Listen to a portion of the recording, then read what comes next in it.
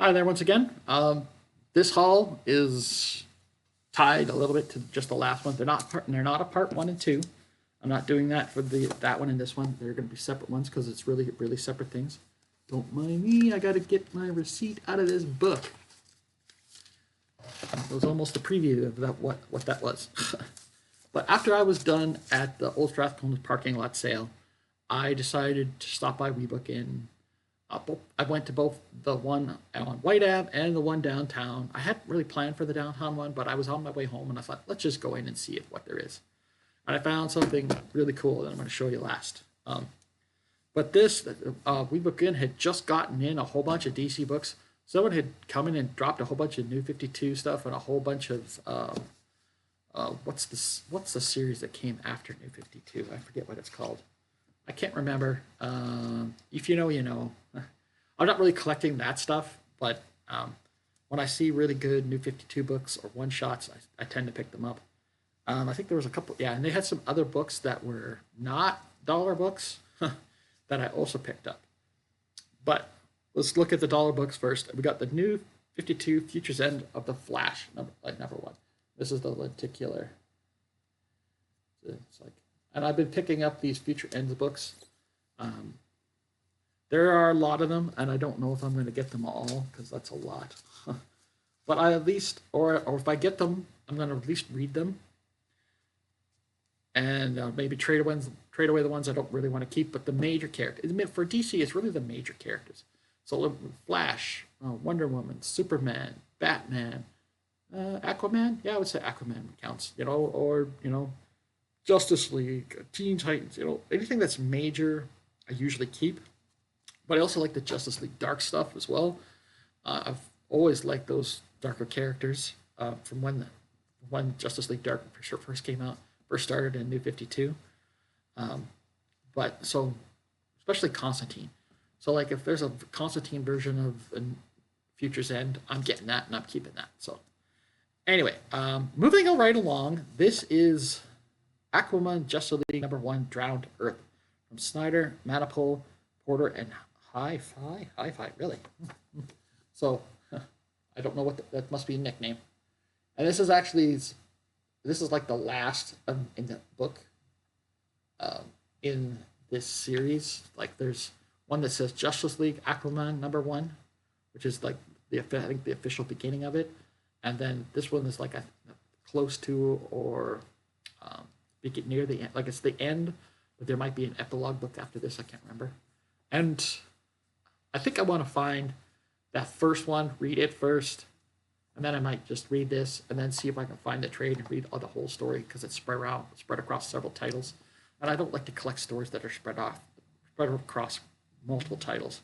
That just doesn't appeal to me. So I'm going to try to find the issue #1, maybe go back to WeBook In and see if they have the other one of this, like the actual first one, and then read the two of them, and then see whether or not I want to get the trade and read the whole story. So, anyways, but the New 52 Flash one, I'm keeping that for sure. Another one that I'm definitely keeping for sure is Justice League Odyssey #1. Now, this one's not in perfect grade. The front cover's a little dirty, but that I definitely want that. But for this, I'm going to get the trades. I think there's 2 trades. I want to read this story, but I'm not going to invest in all the books. I just am not. Not unless they're in the dollar book and it's like all of them all at once. Then I maybe if I have the money at the time. But the next 2 books that I was surprised were in their dollar bin, but I shouldn't have been surprised because I found this title in the downtown dollar bin in Bags and Boards, and I was like, okay, so. And then those ones, if you saw before, I found issues 1 and 2 of this series bagged and boarded in the downtown location. Now, at the Whyte Ave location, they had issue #3. So there's issue 3 of X Factor. And they also had issue #7, which I wasn't sure if I had or not. It turned out, yes, I do have that. So now I have 2 copies of this.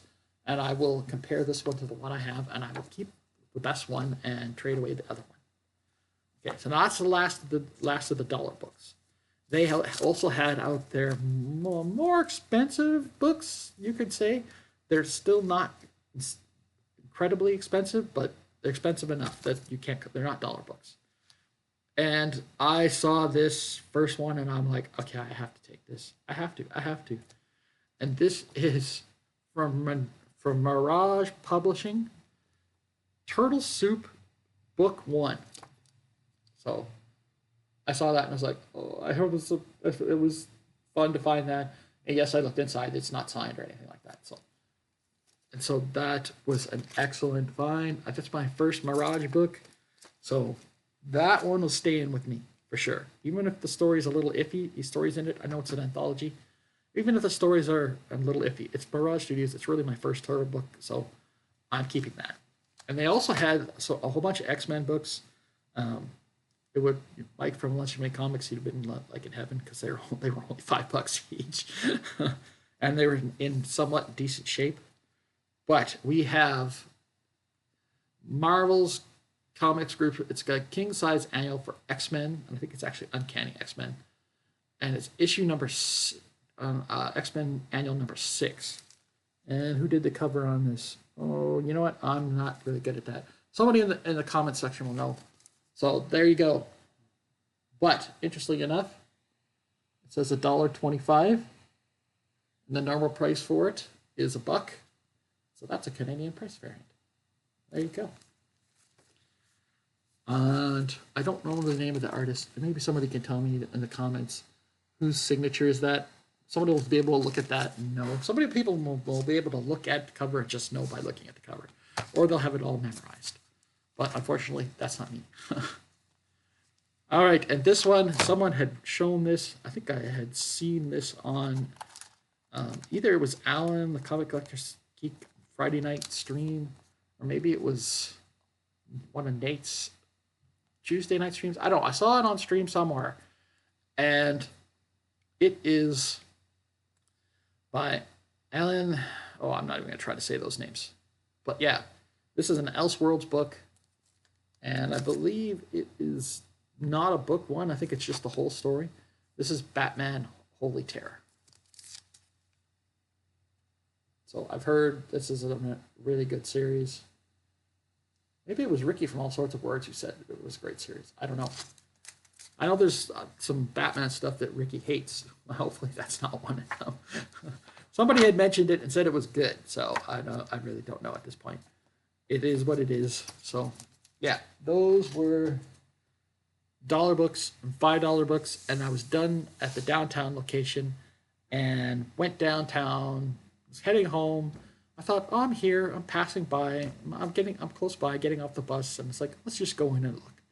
And I went in, and there wasn't anything in their dollar bins that weren't really there last time. A few things, but I was like, you know what? I bought a whole bunch of stuff. I bought a bunch of dollar bins. Let's just go look at the trades and see if anything jumps out at me. And I went and looked, and I was like, okay, that's most of the stuff that was here. I turned to leave, and I think I got in a conversation with one of the guys slightly, and then I sort of turned back, and I saw this, and I had missed seeing it. They had it up on their sort of, it's not a wall display, but it's like a little display. They have their shelf, and on the shelf they have little stands, and it was in one of the little stands. And I saw it, and I said, what the hell is that?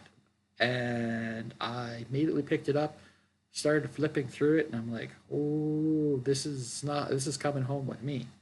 And this was $18.75. That's Canadian. And its normal retail price Canadian is $33.99. And this is from Marvel and Viz Media. Marvel Comics, a manga tribute. This, I've already looked through some of this. This book is excellent. And as a anime and manga fan, I have to admit, I'm a bit of a neophyte when it comes to anime. Been learning a lot watching West Coast Avengers and Japan Book Hunter, and I know a lot of this is a lot more mainstream than some of that, but I saw this and it was like, ooh, hello. And it's got, here, I'm just going to show you just one thing. See, it says Avengers, and there's Black Widow. So, and the interesting thing about this, somebody had gotten it for their birthday, Says, happy birthday to a wonderful manga. And this says, love somebody. I think it says Sean and Sonia. So I don't know who Sean and Sonia is, but whoever you gave this book to decided they didn't want to keep it and sold it, got rid of it, and I have it now. And it's got an introduction by Tom Brevoort. I can't even say Brevoort. Don't ask me how to pronounce that. Yeah, so. Oh, look. Look at that. Oh, not what I really want to show, where are they? It has some work in here by Peach. If I can find it, I know you're here somewhere. There's a lot. Oh, those are really great Iron Man ones. Got that. Wow. Every time I look through this book, I'm like, ooh, something new and cool. I'm not finding it. Just give me a minute. And let me pause. Found it. All right. Two-page splash of artwork by Peach Momoko. See Peach, buy Peach.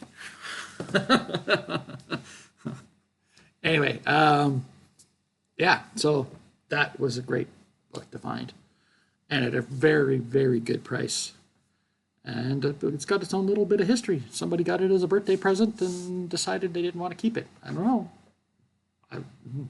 Wouldn't have been my first thing to get rid of. So, and that, but I promise to that person, if you ever see this, I will hang on to it and I will take care of it, and it's going to stay in my collection. If I ever meet Peach, I'm going to get her to sign it. All right. Thank you very much for watching.